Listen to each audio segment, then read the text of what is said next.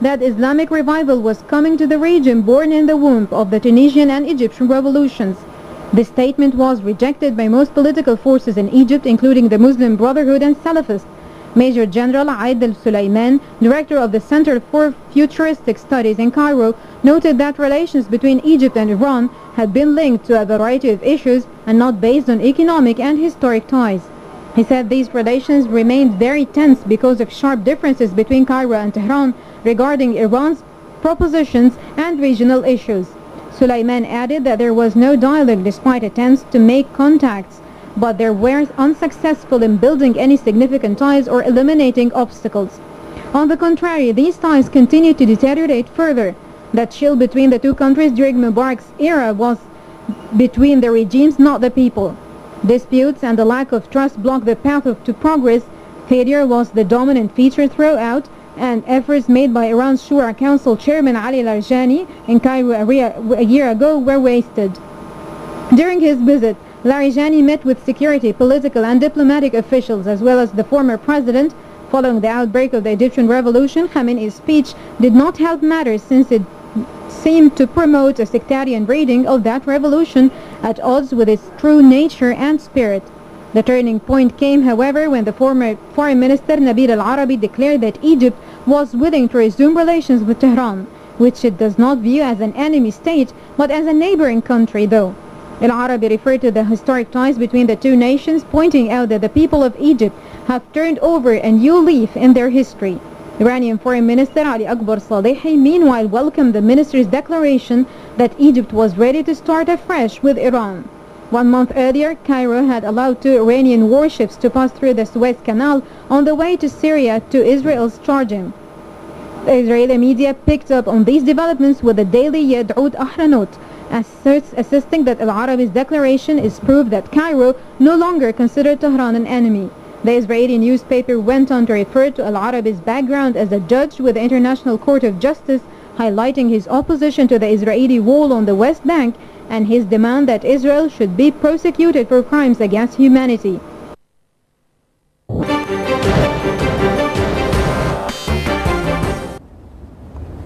Thanks for watching, ladies and gentlemen, and we still have with us our distinguished panel talking about Egyptian-Iranian relations. Councillor Mahmoud, of course, we talked with Mr. Bastawi more about prospects of cooperation economic-wise, but from the Iranian point of view, what are the strong points that Iran actually is looking upon for Egypt business-wise and investment-wise? What are the areas that you need to further expand horizons in? Yes, I would like to point out that about the capability of Iran and Egypt economy. As you know that Egypt with population over about 85 million people, and Iran with 75, totally about 160 million people. And Iran is bordered with 15 countries, 6 in south and 2 in east to west, and 6 in north of Iran.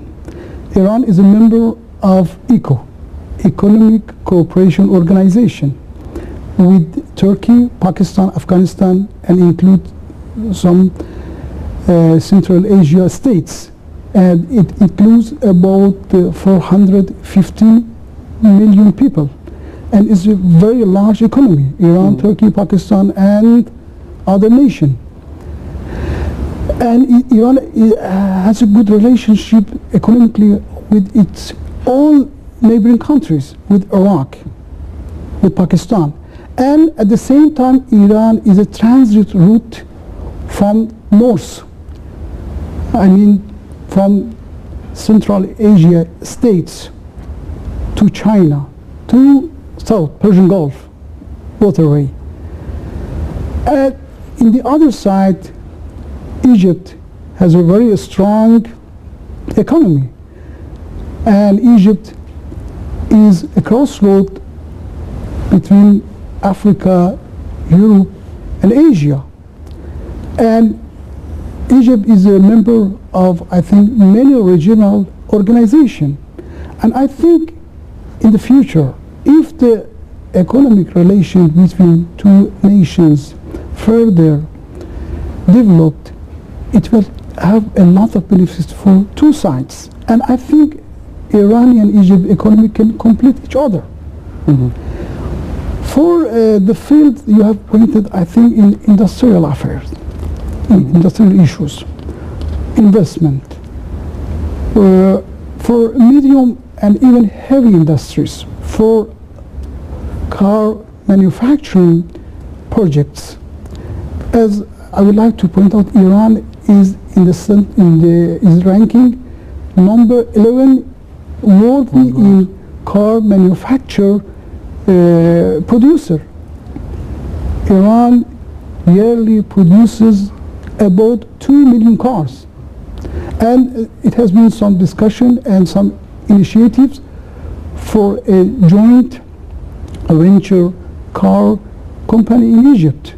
But as I told you, as due to the problems and obstacles, this initiative has been reached to the final result. But I hope in the future, especially for investment, for trade, and for tourism, that is one of the very main, I think, part of the relation between the two countries.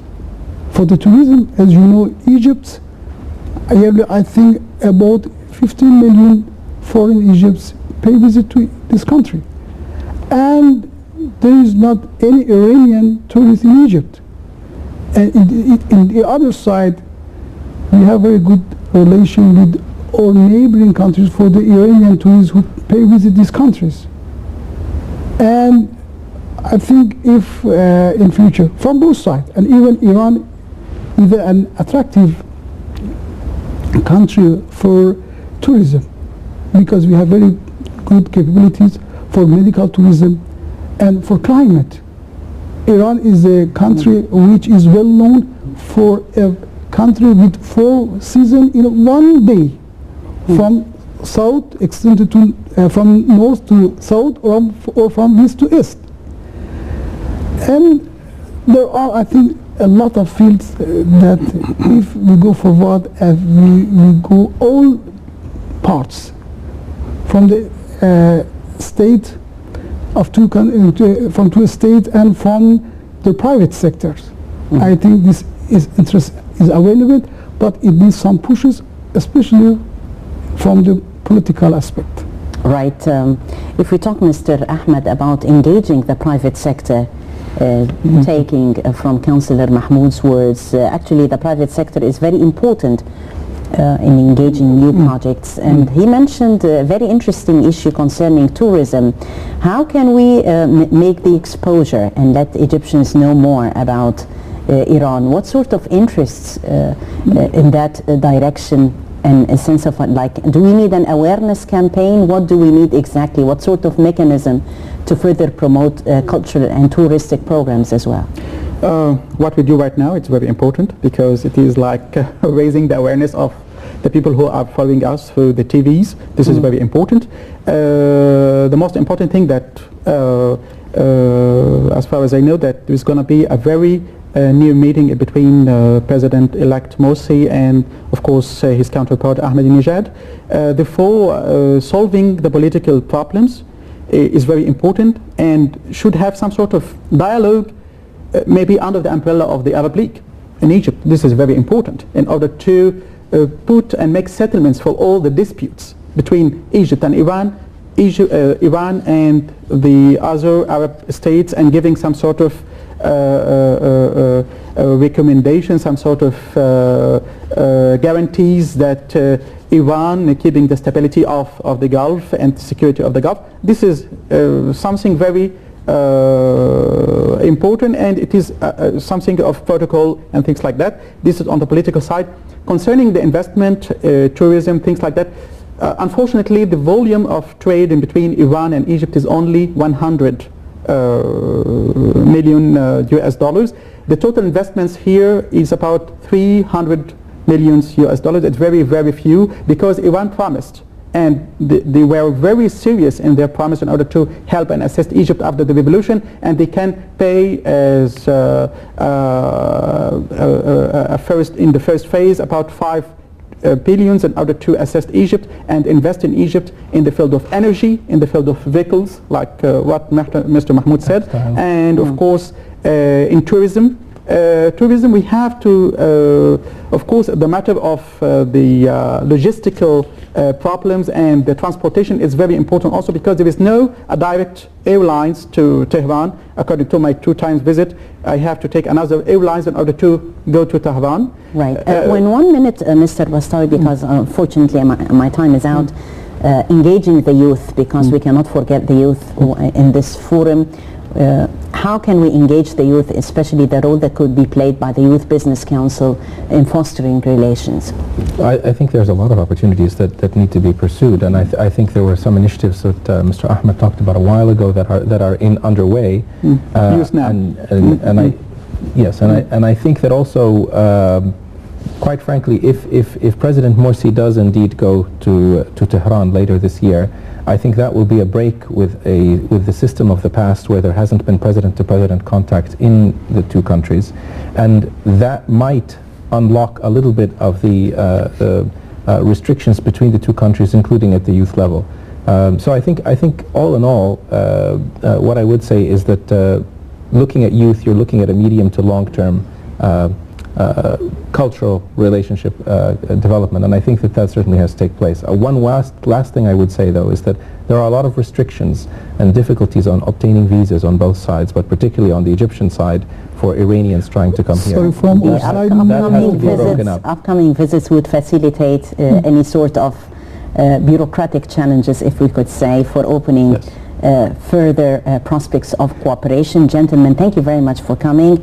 I thank very much Councillor Mahmoud Sadeki, the Iranian councillor in the interest section of the Islamic Republic of Iran. Thank you very much for coming, sir. Welcome. I thank very much researcher Mr. Ahmed Mostafa. Thanks to you for giving me this opportunity. Thank you, sir. And I thank very much Mr. Akrum Bastawi, our financial and economic expert tonight. Thank you very much for coming, sir.